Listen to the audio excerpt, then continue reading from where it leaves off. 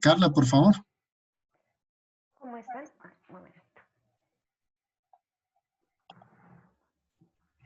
¿Cómo están? Buenas tardes. Les doy la bienvenida a todos a este espacio, seminario permanente de lectura, escritura y oralidad. Le doy la bienvenida a nuestra invitada, Carolina Lince, al profe Gilbert Blanco Álvarez y a todos ustedes al encuentro que tenemos el día de hoy. Para comenzar, vamos a dar inicio con nuestro espacio de la presentación de un libro publicado en la editorial Universidad de Nariño. Profe, por favor, ¿nos puede comentar qué libro tenemos recomendado para hoy? Gracias, Carla. Carolina, vamos a robarte unos minuticos de tiempo para recomendar un libro en nuestra editorial. Lo encuentran en editorial.enar.edu.co. Allí en catálogo de libros, búsqueda de libros, vamos a recomendar hoy un libro llamado Evangelización. Ya lo vamos a ver. Evangelización y Educación. Un libro muy interesante donde se recoge la historia, la historia pues, y la presencia de la Iglesia Católica en la Universidad de Nariño. Es un libro, llama Evangelización y Educación Superior. Los autores son el profesor Francisco Javier Torres Martínez y el profesor José Menandro Bastías España. La reseña dice, el libro contiene un recuento histórico de la presencia e influencia de la Universidad Católica en la Universidad de Nariño, Colombia, desde sus orígenes institucionales en 1827 hasta la década de los 90 del siglo XX.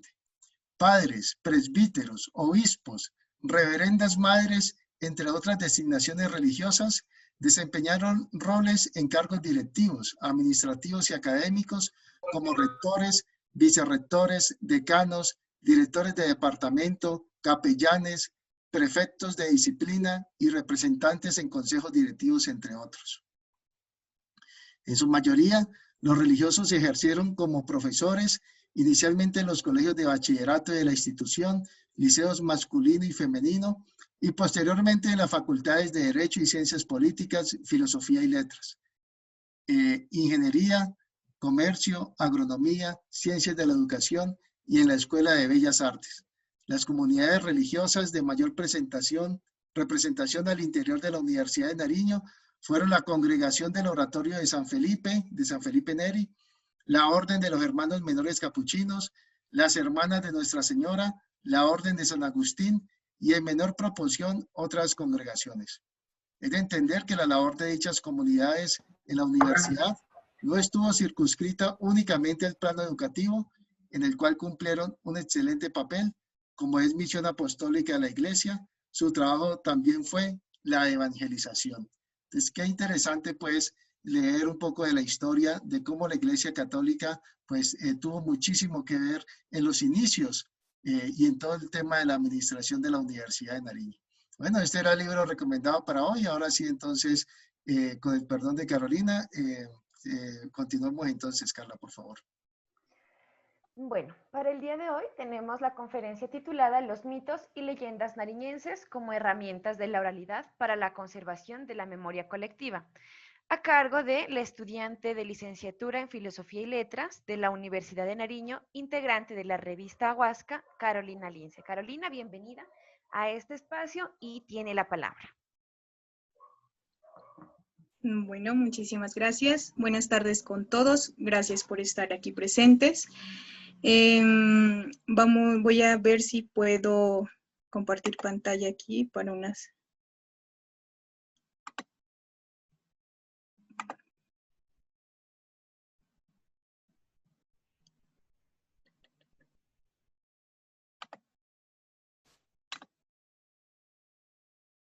Listo, ¿sí se encuentra la pantalla?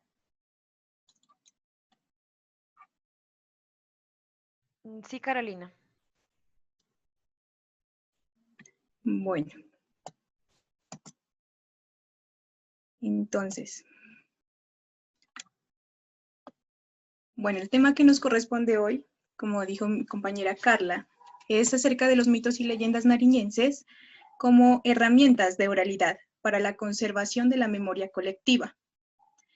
Entonces, el objetivo como tal es ahondar un poco en lo que es esa memoria colectiva, cómo es esa conservación de la memoria colectiva, cómo se forma el poder de la oralidad, cómo se da ese poder y cómo se forma ese poder de la oralidad para la memoria colectiva. Todo esto por medio de herramientas como los mitos y leyendas nariñenses, herramientas que nos van a ayudar a entender y a comprender cómo esa oralidad toma poder en la comunidad, en cierta comunidad, en cierto pueblo, y cómo esto también forma cultura. Entonces, para comenzar, quiero comenzar con una cita célebre de Todorov, que nos dice lo siguiente, y que nos centra un poco más en el tema. El lenguaje solo existe por el otro, no solo porque uno siempre se dirige a alguien, sino también en la medida en que permite evocar al tercer ausente. A diferencia de los animales, los hombres conocen la cita textual. Bien, para comenzar, vamos a ahondar un poco en lo que es la teoría, después vamos a ver un poco también mitos y leyendas, y como esto es oralidad, pues vamos a escuchar algunos mitos y leyendas, y también vamos al finalizar, también vamos a ver un poco del léxico, ¿cierto? Del léxico nariñense, que cómo se da este léxico en las culturas. Al finalizar también vamos a tener un video en donde vamos a poder disfrutar de la oralidad de nuestros abuelos, de abuelos ancestrales de aquí, del departamento de Nariño. Bien, para empezar, tenemos que saber o comprender un poco más lo que es la memoria colectiva. Entonces, la memoria colectiva es aquella compartida por un mismo grupo social, en cuanto a la presencia de recuerdos que se identifican como comunes, ya que se han desarrollado en similares espacios y tiempos. Esto nos dice Maurice Holwach. Maurice Holwach es un psicólogo e historiador francés que estudió cómo se da esa memoria colectiva y el tiempo. O sea, cómo se estudia esa memoria colectiva y el tiempo. ¿Para qué? Para dar poder a la misma oralidad. Entonces, debemos tener en cuenta que la memoria existe, pero porque se dan unas relaciones sociales entre los individuos, lo que implica que el ser humano no se desarrolla solo individualmente, sino también a una manera colectiva. A esas diferencias principales, por ejemplo, el lenguaje como palabra, el espacio como un lugar, es lo que hace posible los acontecimientos y asimismo un tiempo delimitado. Entonces, además de la oralidad, implica también historia. Pero entonces una historia se la puede estudiar desde diferentes enfoques. Aunque las investigaciones orales realizadas en los últimos tiempos, según varios artículos universitarios, se encuentran estructuradas por teorías que, si bien respetan el desarrollo de una cultura en particular, también es clave el entender que esa comunidad que se está estudiando tiene su oralidad ya construida y que por cada época, tiempo, contexto, etcétera, ha sufrido cambios. No sé si se está mirando la diapositiva. Sí, Carolina. Listo. Está ahí. Entonces, es importante también resaltar la importancia del lenguaje como instrumento de oralidad. Porque eso es lo importante, saber cómo se desarrolla esta oralidad en el lenguaje. ¿Para qué? Para que pueda obtener ese poder, para que pueda ver cómo se implica esta misma oralidad en esa memoria colectiva, en esa misma comunidad. ¿Cómo se desarrolla? Esa es la pregunta, ¿cierto? Entonces, tener en cuenta ese instrumento de oralidad que posibilita el compartir, ya que se asimila y se acepta el lenguaje. Por eso, si alguien extranjero desea entrar en un grupo social, para ser aceptado debe compartir un mismo lenguaje. Por ejemplo, nosotros, estando en la parte urbana, cuando queremos ir a una comunidad que se encuentra, ya sea campesina o indígena como tal, nosotros debemos adaptarnos a esa comunidad. Respetar creencias, respetar pensamientos y compartir pensamientos y creencias. Ahora bien, tenemos a Walter Ong. Walter Ong es un filólogo, lingüista, historiador estadounidense, y nos dice que la oralidad se clasifica en oralidad primera y oralidad segunda. Siendo la primera una oralidad del habla y el escucha, mientras que la segunda ya implica lo que es el escribir y utilizar pues la tecnología como medio para dar a conocer esa oralidad. Como dice el filólogo Osvaldo Granada, nariñense, esta tesis es una de las primeras que pone en evidencia a la oralidad como esa sombra de la lectura, de lo cual yo estoy de acuerdo, ya que pienso que hay la posibilidad de encontrar oralidad completa también en una oralidad primera. Esto en sentido de que al hacer esta clasificación, lo que surge es un limitante para los pueblos ancestrales y tradicionales, porque Walter Ong nos dice que la primera oralidad es donde se encuentran estas culturas ancestrales, por ejemplo, los indígenas cuando tienen estos cantos, estos bailes, estos mitos y leyendas, se clasifican como oralidad primera porque es pasada del abuelo, ¿cierto? A sus hijos, a sus nietos, y entonces ya no entraría como una oralidad completa, porque es un limitante, me parece a mí. Ya la segunda oralidad, la oralidad segunda ya es la que implica la escritura y la tecnología. Entonces es la que, para Walter Ong, pues es la que nos da una completa visión de un pueblo, lo cual, pues, como dije anteriormente, no estoy muy de acuerdo, ya que creo que en un pueblo ancestral sus tradiciones, como tradiciones orales, pueden hacer una oralidad completa. Ahora bien, cuando hablamos de memoria, es inevitable que se desencadenen los recuerdos, ¿cierto? Y estos, aunque tienen un origen individual, su puesta en el mundo, su entendimiento, solo es posible a través de su socialización. Entonces, aquí podemos dar paso al mito. Y el mito es como esa herramienta de la oralidad para proporcionar una memoria colectiva, en el cual se da uso de la palabra para registrar y salvaguardar una historia, una cultura, un pueblo. Por tal razón, tenemos como ejemplo el Popol Vuh. El Popol Vuh es un mito de origen muy conocido. Y para explicar un poquito de por qué lo coloco, para ahondar un poco más en la oralidad, y es porque el Popol Vuh es un origen en el cual está presente la palabra. Desde la palabra se forma ese origen. Entonces es interesante, por ejemplo, cito lo siguiente del Popol Vuh. Dice, llegó aquí entonces la palabra. Vinieron juntos Tepeu y Gucumat en la oscuridad en la noche, y hablaron entre sí Tepeu y Gucumat. Hablaron, pues, consultando entre sí y meditando, se pusieron de acuerdo. Juntaron sus palabras y su pensamiento. Esto es del Popol Vuh. Entonces, hablaron, juntaron sus palabras, su pensamiento, y de la palabra nació todo lo demás. Todo lo que engendra la palabra, todo lo que engendra el pensamiento. Tenemos también, entonces, otro libro muy conocido, como es la Biblia, ¿cierto? El Antiguo Testamento, por ejemplo, devela que en un principio fue la palabra. Entonces, porque antes de ella nos dice que todo era confusión y no había nada en la tierra. Entonces, la palabra también es una fuente de origen, ¿cierto? En la misma Biblia. En ese mismo mito de la Biblia, del Génesis, se forma ese origen. ¿Por medio de qué? Por medio de la palabra. Antes de la palabra solo había oscuridad, solo había confusión.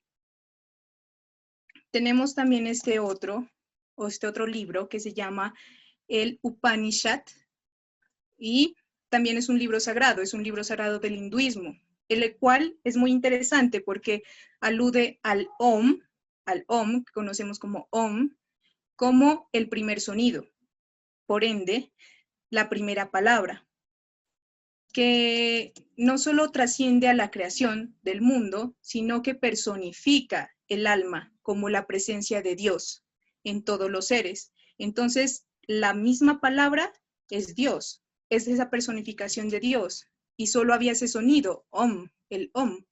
Y, por ejemplo, aquí hay una teoría muy interesante que también nos da Rousseau, sí, que nos da Rousseau en su ensayo sobre el origen de las lenguas. Por ejemplo, si ustedes quieren ahondar un poco más acerca de esto de la oralidad, él nos da algo muy interesante y él explora esto. Por ejemplo, este sonido nos dice que la oralidad se degrada cuando se la coloca, por ejemplo, en otra lengua, ¿sí? Por ejemplo, una lengua ancestral, colocarla en la lengua español, del español. Y entonces él dice que la primera cosa que hizo el hombre fue dar una palabra. Por ejemplo, se frustró, por ejemplo, se topó con algo, le dio miedo a algo y salió simplemente como aquí nos dice un om o un ah, una sorpresa o todas estas onomatopeyas que fueron como el inicio. Entonces, eso también es algo que empieza a desglosar de una manera más detallada en el ensayo sobre el origen de las lenguas, que es muy bueno, la verdad. Les recomiendo, es de Jacques Rousseau. Bueno, también tenemos el Corán. El Corán también, pues, de los islámicos, como bien sabemos, y es el libro que contiene la palabra de Dios desde la creación. Entonces, así pudiéramos continuar enunciando la importancia, pues, de la palabra hablada en la constitución mítica de innumerables culturas, donde la parte simbólica juega un rol significativo. La oralidad, entonces, la podemos entender como ese sistema simbólico de expresión, es decir, un acto de significado dirigido de un ser humano a otro y a otros. Es quizá la característica más significativa de la especie. La oralidad fue entonces, durante largo tiempo, el único sistema de expresión de los hombres y las mujeres, y también de transmisión del conocimiento y de tradiciones, que es como lo que pues estábamos explicando anteriormente. Hoy todavía hay esferas de la cultura humana que operan oralmente, sobre todo en algunos pueblos o en algunos sectores de nuestro departamento y quizá de nuestra propia vida, ¿cierto? Quizás cada uno de nosotros tenemos también abuelitos, abuelitas, ¿sí? Ancestros, y cada uno de ellos también nos cuentan, nos relatan historias. Y son historias orales, son mitos y leyendas. Y esos mismos mitos y leyendas son los que dan ese poder a la misma memoria colectiva y a la misma cultura de un pueblo. Aristóteles también nos dice que la memoria es del tiempo, siendo que éste se construye e incluso se destruye, al mismo modo que el hombre se recuerda y se olvida. Entonces, con esto evoca mi mente un recuerdo de hace ya un tiempo en el cual yo me tropecé con un libro del pueblo Siona. El abuelo de este pueblo, del pueblo Siona, se llama Piaguajé. Entonces, ellos lo que hacían es que a través de la tradición oral primera, por decirlo de una manera estructurada, ¿no? El abuelo le relataba a su tataranieto todas las enseñanzas de la vida de trabajo, de organización que se daba en el pueblo, en la comunidad, y que se dan todavía en este pueblo. Y lo que hacía el tataranieto es que, si no estoy mal, era José Piaguajé, él ya empezó a escribir esas historias en la lengua del español. Y entonces, esto lo hacen ellos también para preservar su cultura, su pueblo, su linaje, dando a conocer a nosotros, la gente de lo urbano, una cultura de la selva, ¿cierto? Y de la cual deben también tener en cuenta para los procesos de desarrollo. Entonces, este libro lo rememoro porque precisamente me pareció interesante cómo el abuelo tiende, o los abuelos, por ejemplo, de los pueblos originarios, como se llaman, ¿no? Tienen la necesidad de salir. Tienen la necesidad de salir a la ciudad, tienen la necesidad de transmitir esta palabra, pero ya por medios, por ejemplo, virtuales, por medios de la escritura. Pero la palabra, vamos a ver ya más adelante cómo esta palabra, esta oralidad, es intensa y guarda su esencia también en la primera oralidad, o sea, en esa oralidad en la que el abuelo relata, porque es distinto tú ya tener un libro por ejemplo, del pueblo Siona, en donde el abuelo te está relatando y sabes que el tataranieto está escribiendo esto, a estar tú frente al abuelo, por ejemplo, y que él te lo relate, ¿no? Es muy distinto. Pero entonces, la importancia también de la oralidad recae en los pueblos que no tienen una oralidad segunda, ¿no? Precisamente, sino que, o sea, su oralidad es primera en sentido estructurado, porque al mismo tiempo es compleja. Y a dar a conocer en gran medida lo que representa a través de la pintura, de las danzas, del tejido, de los cantos, esta oralidad para contar historias, esta oralidad para relatar sucesos importantes que han ocurrido en esa comunidad. Por ejemplo, se relatan en Tumaco los abuelos a sus nietos por medio de la palabra historias de pesca, ¿cierto? Historias del mar, historias de la brisa, de la playa, del sol, de la pobreza, de la marginación, de la mujer. La mujer se ve en la poesía, por ejemplo, como una metáfora de la misma playa, como ese vaivén de caderas, la sabrosura de la vibra que se respira, que se siente en la costa. Y asimismo se hacen también estos cantos que surgen en una noche de playa, con cervezas, y disfrutar simplemente del momento, de la vida, de alegrías momentáneas. Ahora, por ejemplo, tenemos un contraste drástico. Primero, antes de hacerlo, quiero enfatizar en algo importante, y es que al ser nosotros un departamento panamazónico, asimismo entonces, se tiene en cuenta que en nuestro departamento existen 6 etnias indígenas reconocidas, como son los ingas, los pastos, los quillacingas en el altiplano andino, los cofán en la vertiente amazónica, los agua en el piedemonte costero y los epera siapidara en el litoral pacífico, y los quillacingas también, que están también por lo que es la cocha, también ya pertenecen a la parte amazónica, ¿cierto? Entonces, al contener estas características en un departamento, da la posibilidad de obtener una diversidad de pensamientos, de cultura, de raíces y por lo tanto de oralidad, que prima y se desplaza igual que el viento para llegar a los oídos extranjeros y natales. Por lo tanto, entonces ya con esta explicación puedo decir que para explorar esa oralidad nariñense de mitos y leyendas, traté de enfocarme un poco en estas 3 miradas, como lo son la amazónica, la pacífica y la andina, en nuestro departamento. Entonces,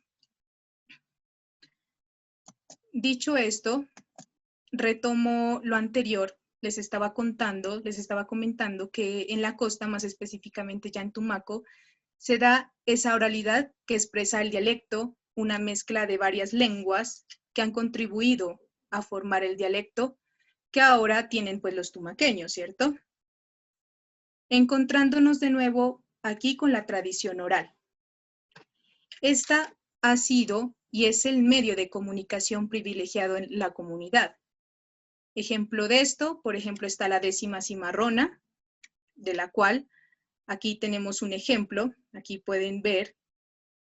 Y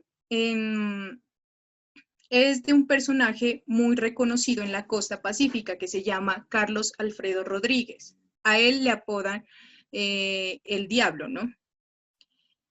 Que narra tanto los acontecimientos más importantes pues, de la comunidad como las situaciones propias de la vida diaria. Entonces, la décima se vuelve también en esa memoria colectiva, ¿sí? Y todo empieza desde una oralidad. Pero ningún sistema de escritura es una herramienta que calca o transcribe lo dicho en el habla, en su totalidad, pues. Hay aspectos como la intención, el tono, en un acto comunicativo, que no pueden ser captados por la escritura.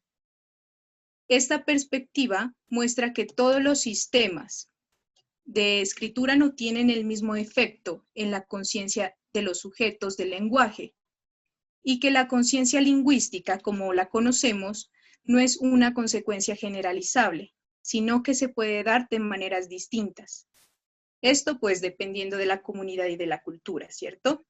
Entonces es lo que decíamos, no es lo mismo que cada uno de ustedes tenga un libro de mitos y leyendas o de poesía, por ejemplo, y lo lean a que esté el poeta o que esté el narrador enfrente suyo y lo escuchen. Entonces, depende de eso también del tono. Entonces, esto también depende de los gestos, ¿cierto? En síntesis, la escritura y algunos géneros de la oralidad son mecanismos que cumplen la función de fijar ideas, que circulan en las comunidades. Sin embargo, el alcance de cada uno de estos mecanismos para alcanzar la información no es equivalente.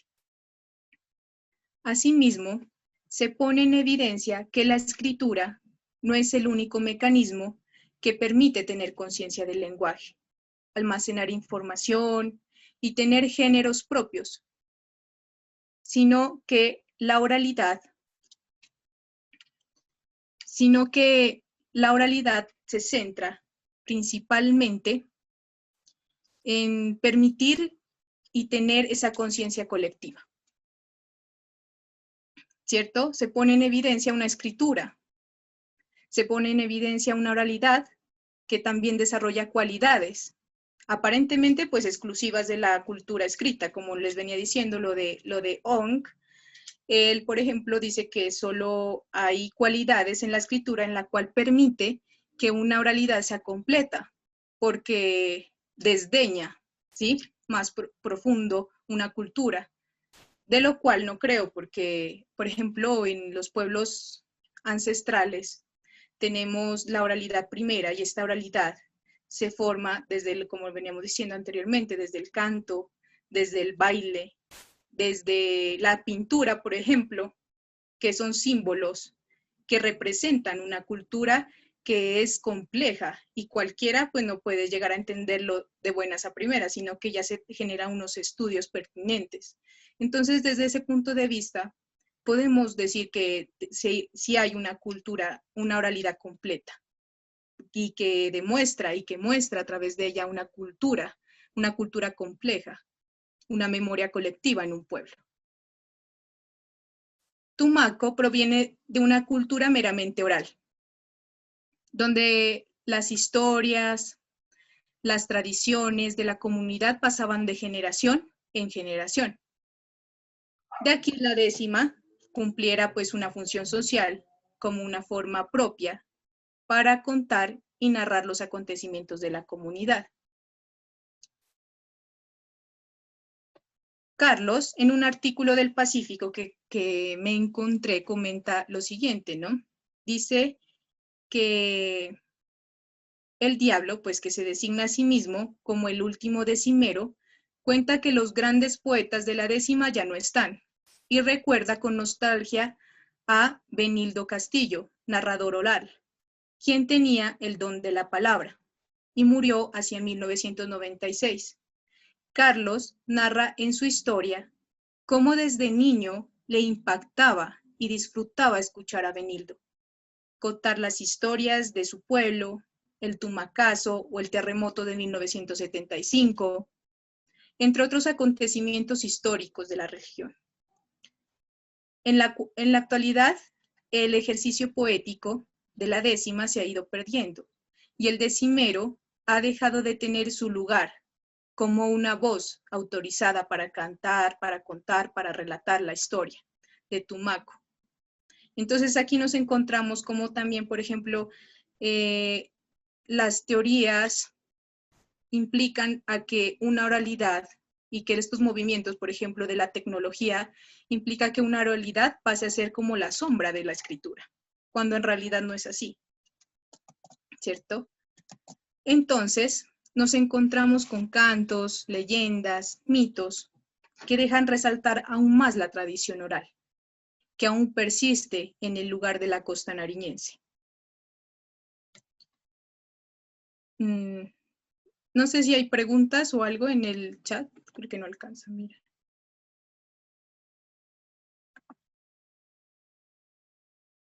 No, hasta el momento no tenemos preguntas en el chat. Ah, listo. Bueno. Si alguien tiene alguna duda o alguna pregunta también, pues, ¿no? Para que también conversemos un poco, o si es de allá, pues mucho más, ¿no? Listo. Entonces, nos encontramos con cantos, leyendas, mitos, que dejan resaltar aún más la tradición oral, que aún persiste en el lugar de la costa nariñense, ¿no? Entonces podemos ir encaminándonos en lo que es la oralidad y su importancia para desarrollar una memoria colectiva. Y así podemos también llegar a comprender la importancia de transmitir el saber de mitos y leyendas. Quiero por eso dar ese contraste con la zona costera y la zona de la montaña, o sea, la parte andina, ¿cierto? Entonces nos encontramos con volcanes, cascadas, tierra, el trabajo de la tierra, que es la que resaltan las historias de formas míticas, religiosas, sociales. Es algo muy bonito e interesante empezar a desmenuzar esos discursos que van de la oralidad, del habla, y que algunos han pasado a la escritura. Pero en ellos nos podemos dar cuenta que siempre priman los 4 elementos, por ejemplo, en la oralidad, ¿cierto? O en los mitos y leyendas, como es el agua, la tierra, el fuego, el aire. Y estos elementos giran en las historias y en la gente alrededor de ellos. Es interesante cómo en las comunidades campesinas e indígenas se pasa la palabra de los abuelos a los nietos y a los hijos, ¿cierto? Y esa historia sigue de generación en generación. Por ejemplo, a través de la huerta. La huerta, que tal vez para algunos es algo no tan significativo, en realidad para el campesino, para el indígena, es algo que tiene un significado enorme, porque en la huerta se forman también las tradiciones orales. Se forma también el tejido, las mujeres tejedoras plasmando lo que ven, lo que sienten en ese transcurso del día de trabajo arduo. Los volcanes contienen también una profundidad cultural, esa profundidad de significado que también la podemos ver y de él se forman historias míticas y leyendas. Como cuando se dice que el volcán Galeras es como sus hijos pastuzos. Rememoro eso porque eso decíamos en un crédito acerca de la historia del volcán Galeras. Entonces se hacía esa comparación, en la cual la población pastusa es como el Galeras, porque se lo mira tranquilo, pasivo, pero nomás es cuestión de sacarle la rabia, como decimos nosotros, para que se ponga rojo, ¿cierto? Y también tenemos el otro contraste, que es las comunidades de la parte amazónica en Nariño. Pues bien, sabemos que La Cocha es un lugar mágico, en el cual nace el río Guamués, un río amazónico. Y entonces también nos da un contraste la gente que nace y crece y se construye según ese contexto, según el frío, el clima, las casas, la manera, la forma, la estructura de las casas, la vestimenta, ¿cierto? Entonces todo este contexto es lo que implica también formar la oralidad y formar también a esas mismas, o sea, la misma la misma identidad de las personas, ¿cierto?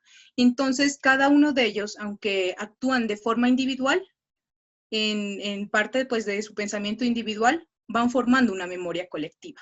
De esa manera, o sea, el contexto es muy importante, el hablado, el hablar, el léxico es muy importante. Y la misma oralidad, esos mitos y leyendas, se dan en un dialecto del frío, de la pasividad, del poder mismo que se da en la magia y la biodiversidad de esta parte, ¿no? De esta parte de la laguna, en esta parte en donde emerge pues este río amazónico. Entonces, lo indígena y su oralidad pasa también del mayor, el abuelo, a sus oyentes, a sus hijos, nietos y en general a la comunidad. Por ejemplo, está el resguardo Refugio del Sol, el resguardo Quillacinga. Están también los cofanes, también que pertenecen o están dentro del municipio de Ipiales. A través de un proceso se da la realización de dinámicas que engrandecen sus saberes ancestrales, como son, por ejemplo, las artesanías, la medicina tradicional e incluso las narraciones orales en lenguas madres. De lo cual quiero citar lo siguiente, y es que también se dice que, según Carlos Pacheco, la palabra oral pierde su sentido al verse suspendida a la escrita, pues es susceptible a los embates del olvido y las posibles interpretaciones de segunda mano, lo cual, sin lugar a dudas, pues se convierte en una visible desventaja en esa carrera por sostenerse ante la creciente presencia del lenguaje escrito, bien sea en papel, procesadores de palabra, discos compactos, bueno, en fin, en la tecnología. Entonces, la palabra oral lo que tiene de bonito es que se transmite la palabra. Pero entonces, los abuelos son los que viven esos hechos. Los abuelos son los que viven ese contexto.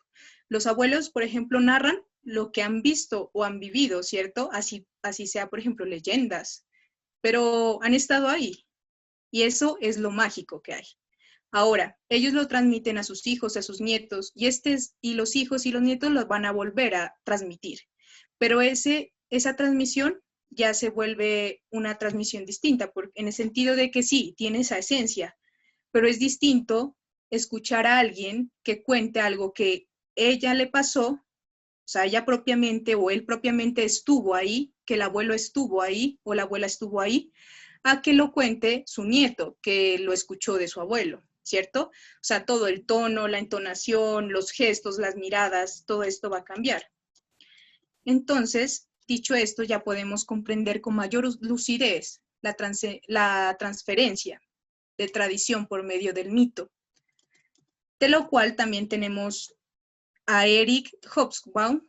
Él es historiador británico y dice que la vasta mitología de los pueblos ancestrales se ha establecido en la memoria de portadores de la memoria colectiva, difundida por cientos de años, de generación en generación, siendo una suerte de herencia. De allí su abordaje como tradición, porque esa transferencia, que en muchas ocasiones es incluso de padre a hijo, tiene un carácter esencialmente simbólico. La oralidad tiene un carácter esencialmente simbólico, y eso es importante resaltar. Y así se entra a ser parte también pues, de un simbolismo, de una cultura, de un pueblo. Entonces recobra y toma poder e importancia dentro de un papel pedagógico, ¿cierto? También hay papel pedagógico. ¿Por qué? Porque las historias contadas por los ancianos, esos mitos y leyendas, ellos se vuelven guardianes de esas tradiciones. Los abuelos son los guardianes de las tradiciones, porque son testigos, como les dije anteriormente, de esos hechos contados. Entonces esto forma un poder increíble ante el hecho de la palabra, de ese discurso. Entonces aquí vamos desarrollando cómo se forma ese poder en la oralidad. ¿Qué poder tiene? Porque entonces no es una oralidad primera, no es una oralidad en la cual tendría que pasar a ser oralidad segunda para poder tener ese poder, ¿cierto? Entonces aquí podemos ver cómo se va formando ese poder en la misma oralidad. La oralidad tiene que ver con ese juego perfecto de gestos, de tonos, de voces, de miradas y hasta de olores, que van comunicando, expresando, como en el teatro, lo que el mito dice tradicionalmente y lo que quiere agregar aquel que lo trae a escena. Esto tiene que ver con el entorno, el contexto, pero también con el momento en que se está contando. De allí, pues, que un mismo relato se pueda interpretar o analizar de formas diferentes, según se ha escuchado. Lo cual no ocurre cuando, por ejemplo, leemos los textos que han sido transcritos sobre los originales orales. Entonces, también ser un buen narrador implica dramatizar, mover el cuerpo, por ejemplo, utilizándolo como una herramienta de expresión al momento de contar una leyenda, un mito, el modular las frases, el enfatizar acentos. Y esto es lo que se convierte en lo que se denomina como ritual. Aquí también tenemos ese poder del ritual, siendo este un enorme significante, que sin transmitir nada, permite que una colectividad reconozca en los rituales su señal de identidad. En la actualidad, por ejemplo, si hay una comunidad sin rituales, lo que lleva esto es que se genere un retroceso. Esto nos dice Jung-Chul Han, un filósofo y ensayista surcoreano, experto en estudios culturales, y nos dice precisamente que si una comunidad no tiene un ritual y se pierde ese ritual, lo que genera es un retroceso en esa comunidad. ¿Por qué se da esto del ritual como retroceso? Porque la percepción simbólica percibe lo duradero, le otorga esa permanencia al mundo y lo libera de la desaparición. Por ejemplo, las culturas de las comunidades tradicionales, ¿cierto? Entonces, dedicarse a los rituales lo que permite es una distancia de sí mismo, o sea, del ego, para volver a uno mismo, que conforma parte de una comunidad y de una tradición. Y eso es lo que en la colectividad se marca, se comparte en la memoria. Entonces, el ritual nos proporciona algo muy bonito, que es la atención profunda. Y en ese recuerdo se da un pasado, pero activo, latente. Ahora bien, nos dice Han que los rituales generan una comunidad de resonancia, que por ser de manera vertical, por ejemplo, con Dios, horizontal con la comunidad o diagonales con las cosas. Entonces podemos decir que el ritual forma comunidad, forma sensibilidad. ¿Y qué es lo que forma el ritual? Esa oralidad. Ahora bien, dentro de la oralidad entonces hay formas narrativas, lo que conlleva el estudio y la creación y recreación de las leyendas. Pero pasa algo en particular con el mito, es que estos mitos no se pueden recrear, porque el mito es la historia de un origen, y ese origen es inmutable. Por ejemplo, lo que decíamos anteriormente en la parte de los mitos, en los ejemplos de los mitos, como el Popol Vuh, o en la religión, el origen por medio de la palabra. Estos mitos no cambian. Para cambiar tendrían que cambiar todo, o sea, contexto, población, sociedad, tiempo, y eso no pasa con las leyendas, ya que ellas cambian. Ellas sí se transmutan según la época, la cultura, la población, según la formación de pensamiento. Y si bien se habla también se va tejiendo historia, entonces lo que se hace con la leyenda es eso, es tejer también. También se tejen historias que pueden o no ser reales, mas eso no pasa con el mito, ya que estos mitos son considerados como por la comunidad, pues por la que consideran este mito como real. También existen las fábulas, como esas historias ligadas a una pedagogía, y los cuentos, que son los que conocemos, que son más comunes, también más populares, y que a través de ellos se puede también conocer el pensamiento de cierta comunidad en específico.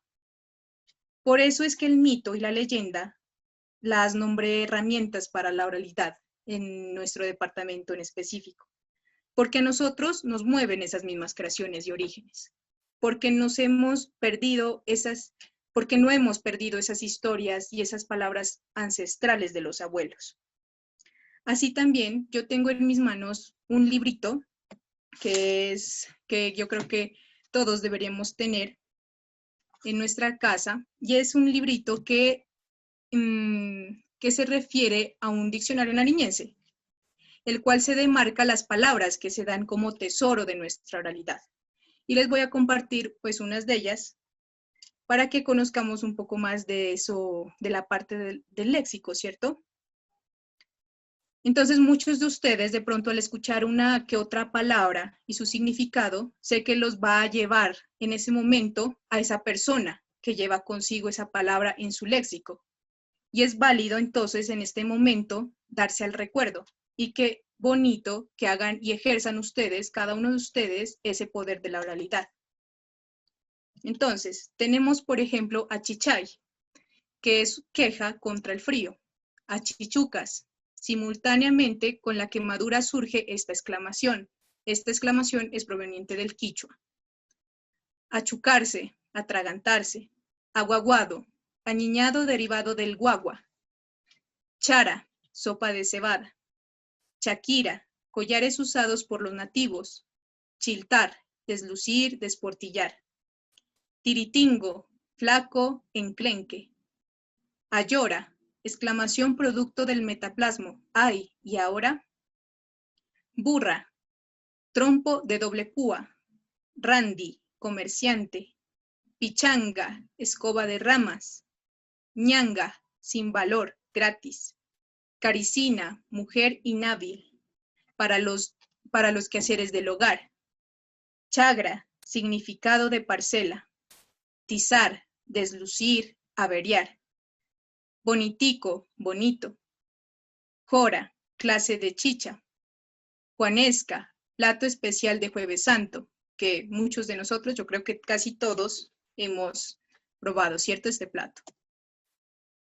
Tengo también léxico de Tumaco. Uno de ellos nos dice lo siguiente. Bamburazo, golpe en la espalda con el puño cerrado. Yo truje, yo traje. Gurria, hambre que desespera. Ñama, llamar. No tope, no encontré. Saláriate, lambón. Garnatada, golpe en la cara con la mano abierta. Cocacho, golpe con los nudos de los dedos en la cabeza. Chinguita, canoa pequeña. Cayuco, canoa muy pequeña e insegura. Ña, doña o señora. Ayú, muy lejos. Imbabura, canoa. Tengo también esta ya sería de la lengua quillacinga. Por ejemplo, cuer, interpretado por pueblo, tierra. Fuel, interpretado por río, quebrada. Jaguar, jaguar. Acuo, dícese del juez de quien se apela. Tengo también de la lengua agua. Lampuga, pez marino. Gamba, crustáceo marino. Socarrat, el arroz quemado. Utam, armadillo. Patapcha, luna. Catempa, estrella. Yo creo que muchos de nosotros de pronto pues conocemos, ¿cierto? Muchos de este léxico nariñense. No sé si alguno de ustedes al escuchar de este diccionario nariñense les rememoró algo o utilizan alguna palabra. ¿Sí están ahí? ¿Sí están ahí?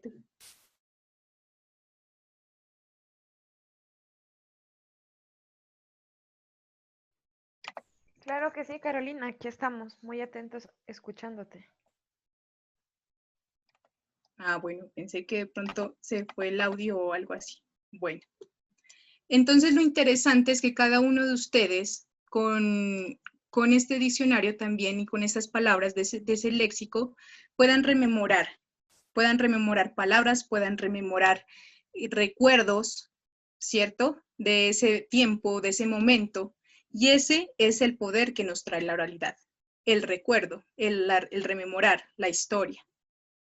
Carlos Pacheco habla de las comarcas orales, como aquellas comunidades que se sirven primordialmente de la oralidad, hayan obtenido o no alfabetización, siendo la importancia de la comunicación un proceso humano sumamente trascendental, pues se establece entre las personas, pero también entre estas y el mundo, implicando una cosmovisión en conjunción con la naturaleza tradicional en pueblos como los indígenas, africanos, campesinos, etc. Entonces encontramos distintas variantes léxicas que se dan en determinado territorio y asimismo se da cavidad a personajes míticos que obtienen su nombre específico en cada pueblo, y lo más interesante es que estos se clasifican en un respectivo denominativo, ¿cierto? Entonces tenemos los que pertenecen a los animoides, las cuales son muy comunes y que no tienen un lugar en específico en el territorio panamazónico. Pues en territorio panamazónico nariñense, ¿no? Porque se encuentran en la mayoría de las historias orales, como las ánimas del purgatorio, el ribiel, el guaguaauca. Tenemos también la naturaleza sagrada.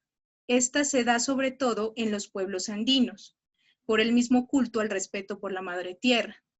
Entonces, está, por ejemplo, el pedir permiso antes de entrar a un lugar, que creo que muchos de nosotros lo conocemos, en donde impera, por decirlo así, la madre tierra, volcanes, chorreras, el higuerón, los árboles o plantas sagradas, que juegan un papel muy importante en el pensamiento de las comunidades, y que también pasan a formar parte de los mitos y las fábulas. De ahí salen también los duendoides, esos duendes que están a cargo de cuidar la naturaleza, que actúan como guardianes dentro de las fábulas, y también con energías positivas como negativas. Tenemos también los demonoides, entidades que también están en la mayoría de las poblaciones nariñenses, como por ejemplo los guandos, una leyenda muy conocida, el curiquingue, el diablo de las lajas. Están también los viejoides. Estos son los que parecen en forma de hombre y de mujer. La vieja, la tunda, por ejemplo, el padre descabezado. Y están entidades sobrenaturales animadas y no animadas. Por ejemplo, las piedras sagradas, que cuentan leyendas a través del arte que se esconde en ellas. Y también muy presentes en casi todos los pueblos nariñenses, los brujos y las brujas. Ahora bien, todos estos personajes se van a ver involucrados más que todo en las leyendas de los pueblos nariñenses, tanto andinos como pacíficos, y también amazónicos. Por ejemplo, tengo unas leyendas cortas que les quiero compartir a ustedes, que son referente a precisamente el mito, ¿sí? Tengo un mito y una leyenda que compartirles. Por ejemplo, tenemos el mito de las perdices, un mito quillacinga, y este relata que las perdices hace mucho tiempo habían dos viejas indias poderosas, brujas, chamanes, quienes tenían el poder de transformarse en pájaros o perdices. La una era blanca y la otra era negra. Decían que la una venía del Ecuador y la otra de Barbacoas. Hay otras versiones en las que generalizan diciendo que venía la una de Oriente y la otra de Occidente. Se sabe que buscaban el centro del espacio y el tiempo para crear o recrear el mundo, el territorio, para decir sobre el espacio y el tiempo, para dónde queda el adentro, el arriba, el abajo, lo alto, lo bajo, esta vida y la vida antes y después de la vida. En general, determinar los espacios y tiempos esenciales que llevan dentro de sí todas las cualidades cosmológicas. Las indias chamanes buscaban el centro para decidir entonces para dónde quedarían: el mar, la selva, Tumaco, Barbacoas, las minas de oro, lo caliente, el occidente, la tierra, la agricultura, las provincias de Ipiales, Túquerres, las montañas, lo frío, la sociedad civilizada, el mundo de los muertos, del pasado y del futuro. Y este mundo, el mundo de los vivos, el mundo presente, señalarían el ritmo de los cambios. Entonces se comenta que bailando juntas en el mismo sitio, colocándose la blanca hacia arriba y la otra, la negra, hacia abajo, en un ritmo tal que, juntando al principio las caras por sus costados opuestos, tirar la flor y bailar trastocando paulatinamente las caras, de tal manera que, mientras en un momento se juntaban quedando la cabeza de una hacia el occidente o abajo, la otra flor de la escupa lanzada al aire quedaría hacia arriba. En ese momento se paralizaría todo el baile, la acción, el trabajo. Entonces, de acuerdo para donde quedase mirando las caras, sería en primer caso para donde quedase la cabeza, en el segundo, así quedaría ordenado el mundo. Si la blanca quedase mirando o con la cabeza hacia el oriente, entonces el mar, la selva, la riqueza, quedarían hacia el oriente. En consecuencia, la tierra, la agricultura, lo civilizado, quedarían hacia el occidente, porque en tal dirección se colocaría la cara o la mirada de la negra. Pero también podría suceder pues al modo inverso. Entonces, este es un mito que se llama el mito de las perdices, un mito que es muy conocido en el pueblo Quillacinga. Tenemos también, por ejemplo, la leyenda del Riviel de Tumaco, y nos dice que este es otro de los personajes siempre presentes en la mitología del pueblo del Pacífico colombiano, al igual que el caso de la Tunda. En relación con el Riviel, también existe una serie de versiones en las cuales se presentan algunas variaciones. Hay quienes afirman que el Riviel se asusta con la atarraya. Este personaje tiende a guiar a los navegantes a remolinos, correntadas, en donde con seguridad perderán la vida. En una versión muy más contemporánea y bastante elaborada, se afirma que este personaje es el alma de un viejo francés llegado a Colombia de nombre Reibieg, quien al conocer que su esposa se fugaba con su amante salió en persecución, colocando para alumbrarse estopa de coco prendida en la punta de la canoa. Mientras estaba en ese intento, Reibieg fue apuñalado por la espalda, siendo su alma en pena la que se presenta como el Riviel. Bien. Entonces, para demostrar un poquito más o para hablar un poquito más de estas leyendas, también tengo una que es la leyenda del carro de la otra vida. Es una leyenda también muy interesante que nos cuenta que aquí en nuestro corregimiento, dice de Santander, cuando todavía no existía la energía, mi tío salió al camino, un camino campesino, y él iba ya con sus tragos encima, con sus copas encima. Entonces, a las 11 de la noche, justamente cuando la luna estaba en su punto, salió un carro que parecía normal en un principio, pero iba a alta velocidad. Cuando de repente él tuvo que retroceder y esconderse detrás de un matorral. Y se acercaron unas calaveras que jalaban el carro y éstas gritaban de una manera sorprendente, que ni las almas del purgatorio daban tal grito. Entonces este carro tenía un solo bombillo y adentro varias calaveras. En la misma noche había estado un señor en la planta de energía donde vivía un tío, y ese señor había dicho que lo miró el carro y que en un momento ya había aparecido en Puerres, y que las calaveras se iban quejando peor que enfermos. Hubo otra oportunidad que mi papá, dice, lo había vuelto a mirar cuando él estaba en la planta de energía. Allí solo habían callejones, pero esta vez ya sabía lo que era. Se asustó y observó que tenía luces rojas y muy brillantes, y andaba muy rápido en donde no existía carretera.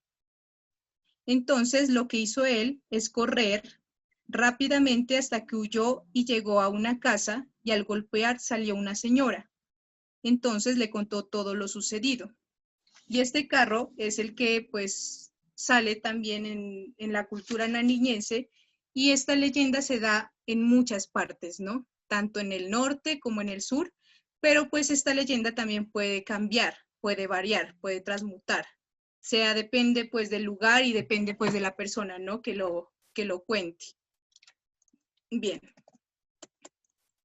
Y para demostrar esto, pues que les he traído a ustedes un pequeño audio que pude conseguir en la medida de lo posible para disfrutar un rato de esa oralidad de los abuelos, de esa oralidad ancestral que seguramente pues va a estar mejor contada, ¿no? Porque si esta conferencia se trata también pues del habla, no sería congruente de mi parte no hacerles escuchar estas herramientas de la palabra que proporcionan una memoria colectiva. Y bueno, sin más tramos, tratemos de concentrarnos para adentrarnos en las voces de los abuelos y las abuelas de Nariño. Entonces le voy a pedir a Carla, por favor, pueda transmitir el video. Gracias.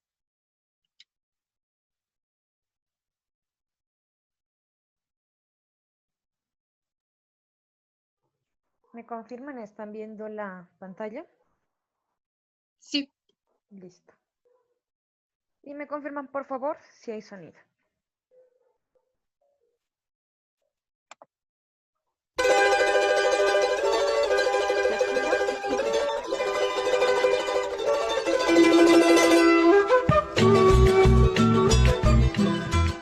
Llegaron unos trabajadores a sacar una cabuya, ya que estaba de corte. Estaban cortando cabuya y ahí toda la mañana se habían llevado. Y él desde por la mañanita contaba que pero ella nombraba a los muchachos del Francisco, decía. Toda la mañana, dijeron, nuestros niños se llevaron aquí molestándome, echándome terronazos. Yo ya no les hice caso. Yo los dejé, dijo, primero me empecé a molestarlos, que se vayan a hacer algo, que se van a hacer oficio, que no molesten. Y de él le dice que no se cansaban de echarle todo el mediodía hasta que yo fui con el almuerzo. Entonces yo llegué y ya me conversó a mí.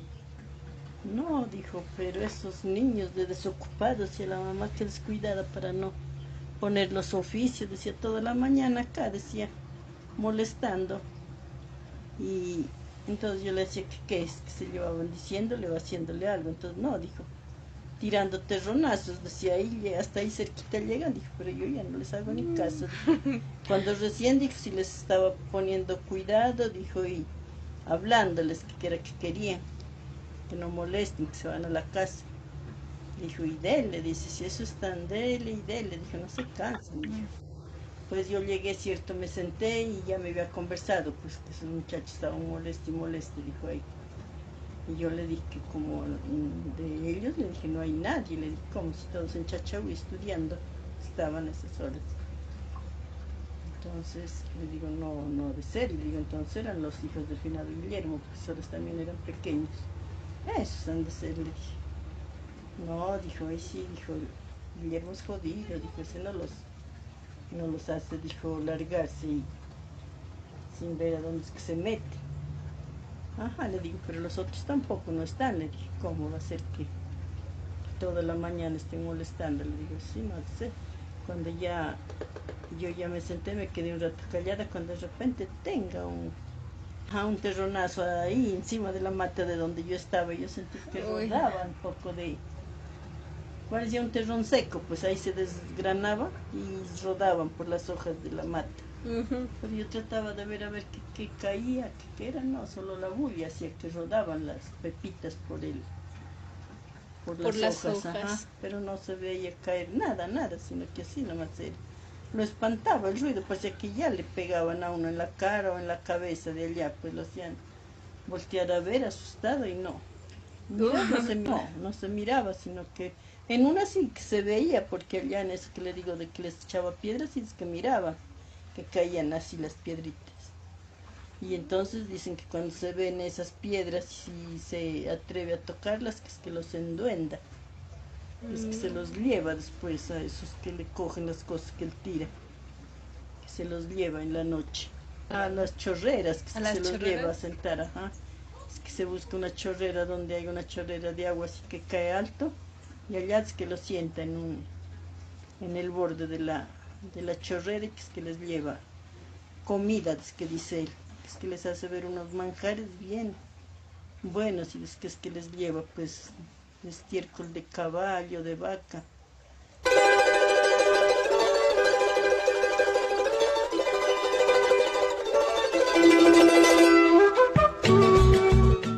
En tiempos pasados, acá en esa vereda llamada La Escala, había como una torrecilla, ¿no? Y que de ahí salía una gallina con pollos. Luego se iba hacia una chorrera que quedaba hacia frente. Pues pollos la encontraban cualquier persona, pero no los podía agarrar. Y eran los pollos de oro. Y luego volvía, después de 1 hora o 2 horas, llegaba y se entraba de nuevo ahí a esa torrecilla, como un gordo alto, ahí y luego se entraba. Y para entrar ahí decían que pues tenía que rezar una oración para entrar en esa cueva. Pero pues nadie logró hacer eso.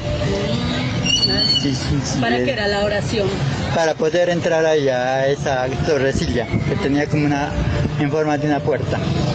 Ah, y ahí ya cogían los huevos de No, ni cogían, no se dejaban agarrar ni la gallina ni los pollos. ¿Y eso se terminó ya? Pues ya se terminó, es una leyenda que contaban sí, los mayores.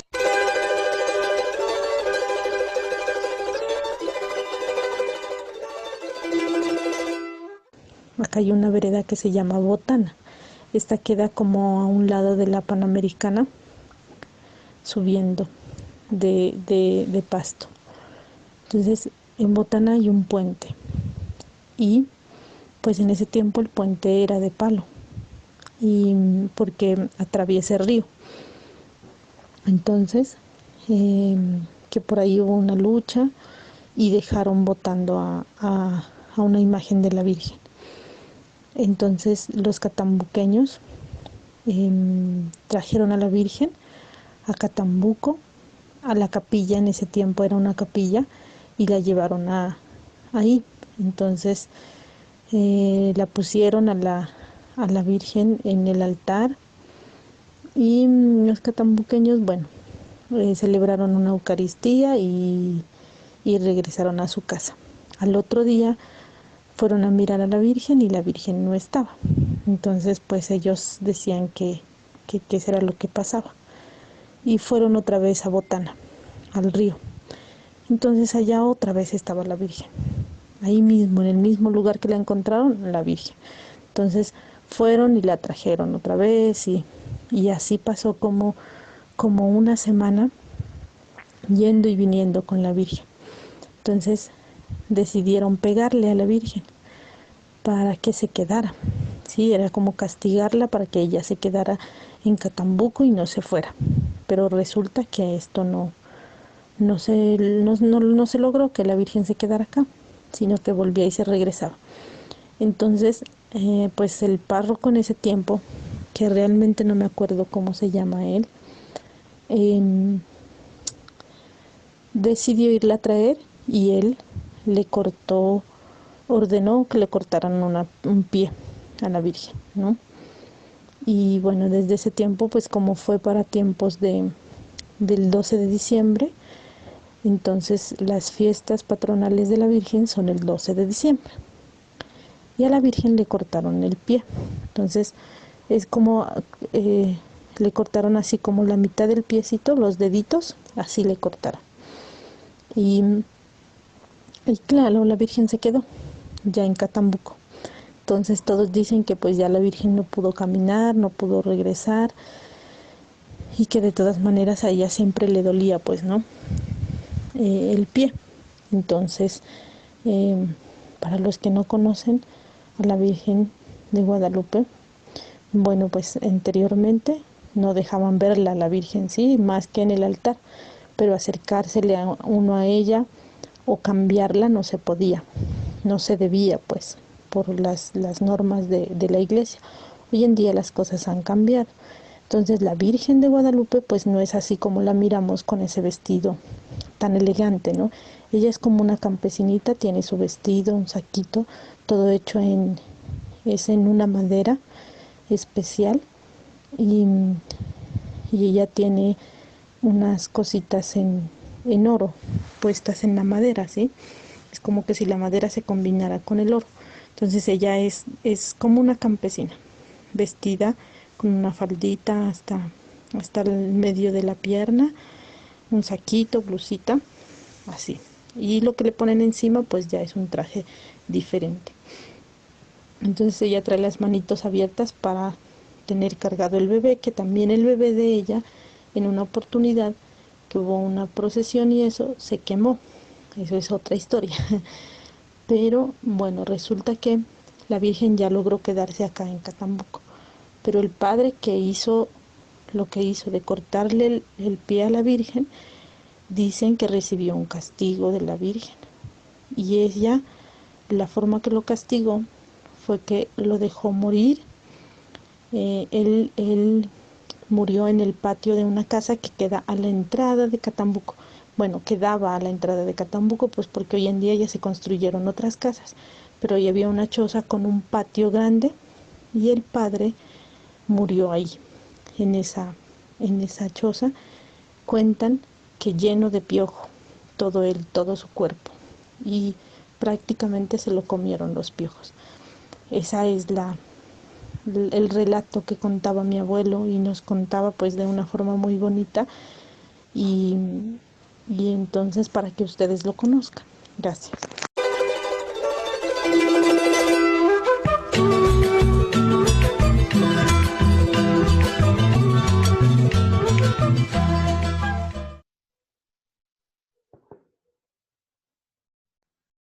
Listo. Bueno, traté como de llevar el tema, pues esto de la oralidad, los mitos y leyendas como herramienta de la oralidad para una memoria colectiva, de la manera pues más, como más mejor desarrollada, porque pues hay muchos temas que se hablan a profundidad, como son por ejemplo el ensayo que les digo de Rousseau. Entonces se trató de llevar eso, de llevar como más ameno, de tratar de enfocarse más como en la cuestión nariñense, de tratar de enfocarse más en las culturas también, resaltar esas culturas orales, resaltar esas culturas que son tan importantes también en Nariño y que hacen crecer al mismo departamento. Por esa razón elegí este tema y pues espero que se haya llevado a cabo con cabalidad y que se haya cumplido esa finalidad. Me decía Yurani que pues más despacio ir, pero no se alcanzaba el tiempo. Ahorita yo creo que nos pasamos un poquito con el video, con el audio, pero igual agradezco a todos ustedes por estar aquí presentes y espero que tomemos también esa conciencia acerca de la oralidad de los pueblos nariñenses en los mitos y las leyendas. Muchísimas gracias.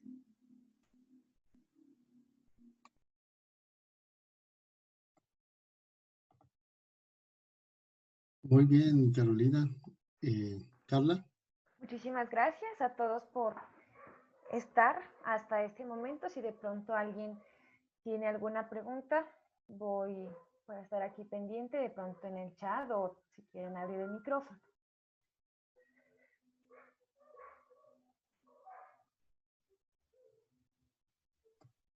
Yo solo quería felicitar a Carolina por este trabajo tan interesante que hace. Yo también trabajo todo este tema de la oralidad, pero en términos, digamos, de matemáticas. O sea, desde la etnomatemática nos interesa estudiar estos procesos de pensamiento matemático y sobre todo, por ejemplo, el cálculo mental que desarrollan muchas personas por fuera de la escuela y que muchas veces es exclusivamente oral. O sea, no hay ni siquiera una escritura, sino es netamente oral. Entonces, qué interesante. Y justamente en mi tesis de maestría también trabajé los mitos eh, para justificar un poco el tema del orden. Entonces, como el orden, o sea, decir que es primero, que es segundo, que es tercero, se ve muy bien representado en los mitos. Entonces, por ejemplo, yo tomaba un mito de la cultura maya, donde hablaban, por ejemplo, de que primero fue el sol, luego fue la luna, y entonces varios relatos como estos, pues yo analizaba las relaciones de orden y las relaciones de transición, pues que habían allí, ¿no? Entonces, qué interesante. Luego de pronto te podría enseñar algunos de estos estudios que he realizado de las culturas, el pensamiento matemático en culturas indígenas, desde justamente apoyados desde estos mitos. Y también hay desde las matemáticas otros documentos. Por ejemplo, nosotros desde la matemática occidental, pues tenemos una lógica bivalente, ¿no? O sea, de dos valores. O sea, este está vivo o está muerto, ¿no? O sea, tenemos lo que llama el tercero excluso. O sea, no hay una tercera opción. O sea, usted no puede estar vivo, medio muerto, medio vivo. No, no, es vivo o muerto, no más. Pero mira que en trabajos antropológicos, trabajos de lenguaje que se han hecho en comunidades, se ha encontrado también que en esa oralidad, pues hay unas lógicas polivalentes, unas lógicas que permiten distintos valores. De hecho, hay unas lógicas también paraconsistentes, donde en ese mito y en esas lógicas, pues se permite, digamos, ese tercero excluso que no se permite, pues, en el pensamiento matemático occidental. Entonces, es súper interesante la oralidad, súper interesante. En enero vamos a tener al profesor Justo Ortiz hablándonos un poco de la oralidad y de la importancia de la oralidad en Tumaco, en la cultura pues afro. Qué interesante y qué importante la oralidad como herramienta para la conservación y para la valoración del pensamiento de los pueblos, ¿no? Entonces, súper interesante y queda súper invitada para que nos des la segunda parte de esta conferencia. Muchísimas gracias, de verdad, y espero, sí, para que podamos charlar, ¿no? Me interesa mucho, la verdad, esa parte matemática con la oralidad. No me imagino qué complejo, o sea, qué profundidad ya uno puede llegar, ¿no? A esa oralidad. Qué interesante porque se abre ya esos campos de las disciplinas, en donde las humanidades, pues, también surge, ¿no? Esa oralidad y esa importancia misma del lenguaje. Entonces, en un lenguaje ya comprendemos, ¿no?, que no es solo un lenguaje escrito, sino que también es un lenguaje matemático. Y qué interesante, y me interesaría mucho, y muchas gracias por la invitación. Sí, espero a ver otra conferencia, o la segunda parte de la conferencia, porque pues es un tema muy amplio, es muy amplio que toca tratar como más minuciosamente. Claro, claro. Desde ya te invito pues a que lo dosifiques en una serie de conferencias que puedes hacer, ¿no? Podemos hacer unas dos más en relación a esto, pero más dosificado para entrar pues, en todo el detalle y en la cosa. Y podamos hacer también ese conversatorio, ¿no? Que es justamente oralidad. Eso, sí, es que eso se necesita, y se necesita como entrar como más puntual, colocarte más, y se entra más a fondo para conocer, porque yo traté de hacerlo, pero como de una manera menos, pues más, como más básica, pero ya cuando uno entra a fondo es una cosa muy bonita, ¿no? Se desprenden muchos más conceptos y se conoce mucho más la importancia de la oralidad. No, no, Muchísimas gracias, y sí, entonces quedamos atentos a las conferencias. claro, cuenta con este espacio para que sigamos charlando de esto. Justamente el espacio se llama así, ¿no? Seminario Permanente de Escritura, Lectura y Oralidad. Buenas noches. Y lo que Buenas noches, Yorani. hola, Yorani, dale. Es que me emociono. Pues, en primer lugar, pues felicitar a la persona, pues, porque realmente es un tema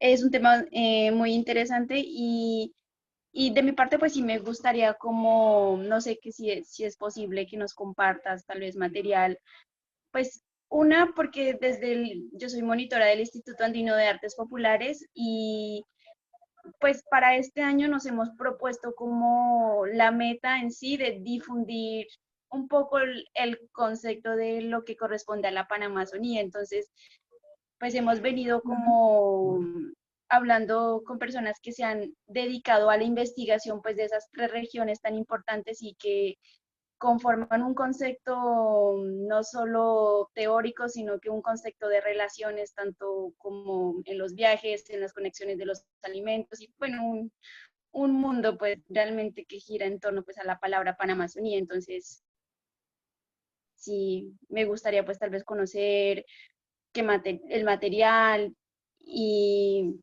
pues al profesor Dumer, mía, pues le gustaría mucho también conversar pues de ese tema, pues. Ujú. Sí, sí, conozco al profesor Tumer, sí lo conozco, es mi profesor también. Y sí, sí, sería interesante entonces también tener esa charla para ver qué cosas se pueden sacar, ¿no?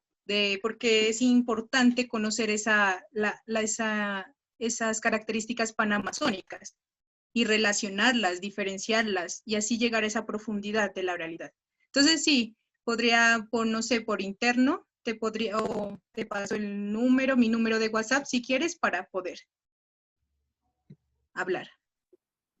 Sí, pues si te gustas, claro, sí me puedes enviar tu número, yo te escribo y porque pues para este año, o sea, igual pues es como un proyecto pues de largo aliento también que se ha propuesto el YADAT, es un poco en talleres permanentes también, pero pues realmente este año pues lo que estamos haciendo es como buscar más personas que le den como más fuerza y realizar pues un trabajo que conecte varias disciplinas, porque el YADAT pues realmente es bastante interdisciplinario, pues tiene personas que están en la parte de artes, derecho, antropología, sociología, social, bueno, integra pues como varias áreas, entonces la idea es que logremos como formar un equipo de trabajo y que podamos seguir trabajando en torno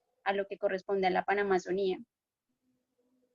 Entonces, Listo, entonces yo te muchas gracias. envío en el chat, yo envío gracias por tu aporte, por tu opinión y por la invitación, sobre todo, ¿no? Yo te envié al chat, si puedes verlo ahí, está mi número, entonces si algo, pues me escribe para saber, pues, y hablamos. Bueno, muchas gracias.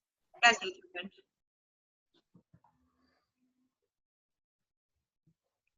¿Alguien tiene alguna otra duda, alguna pregunta?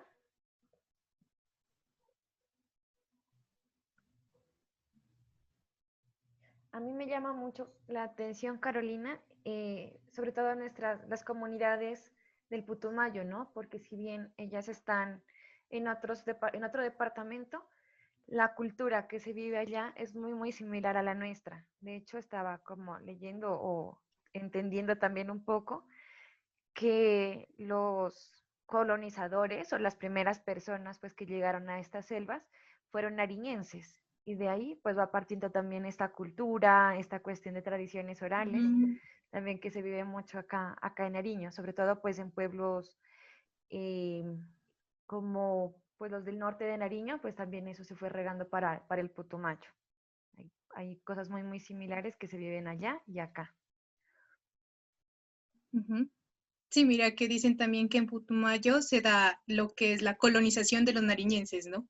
De los pastuzos, ¿no? Entonces eso es muy interesante porque muchos nariñenses se fueron para allá, sobre todo por trabajo, para cuestiones de trabajo. Entonces empezaron a colonizar lo que es, por ejemplo, Mocoa, principalmente, lo que... se me fueron los nombres del pueblo, pero bueno, Puerto Asís. eso, sí.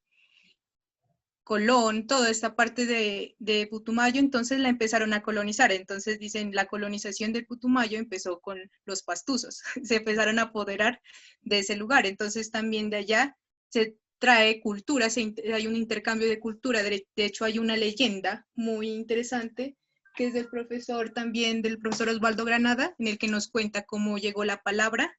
También se dio esa palabra aquí, por medio también de Putumayo y ese contacto que hubo de Putumayo y Nariño. Y se formó esa palabra. Entonces, ese también es una leyenda bien interesante. Y sí, eso es muy interesante, ajá. Listo. Bueno, si alguien no tiene ninguna otra pregunta o duda, cerramos la sesión. Le agradecemos a Carolina por estar en este espacio, por habernos ilustrado de una manera preciosa el tema de hoy.